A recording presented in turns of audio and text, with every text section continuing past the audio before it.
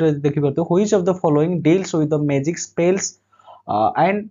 which craft जोटा कि आपण मन ओडिया रे अछि निम्नलिखित केउ वेद रे जादू मंत्र एवं जादू विद्या विषय वर्णना कराए जे आपण जानिछंती वैदिक एज आपण मन जानिछंती वैदिक एज होउची दुई प्रकार रो बा जोटा आपण मन कहै जोटा अर्ली वैदिक एज गोटे होउची अर्ली वैदिक एज जोटा कि हमें रीक वैदिक कहउछंती अर्ली वैदिक एज आ गोटे होउची लेटर एज तेणु अर्ली वैदिक एज आपण माने जानिछंती अर्ली वैदिक एज कहले चारिटा वेद गोटे होउची ऋक श्याम यजुर एंड अथर्व वेद चारटा वेद रहउची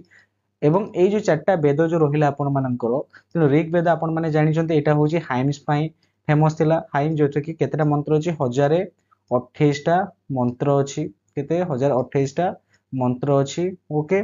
तापर असला साम वेद कोन पई फेमस थिला ना साम वेद जो माने न जानिछंती लिखि दियंतु ना साम वेद मेलोडी पई फेमस थिला मेलोडी देखो ऑप्शन रो केमती कोन हमें एलिमिनेट करि परिबा एने एग्जाम रे प्राय तो दिए ना बा म्यूजिक यजुर्वेद होउची रिचुअल्स कौन होउची ना रिचुअल जोटा कि आपण मानकर होउची कोन ना कर्म कांड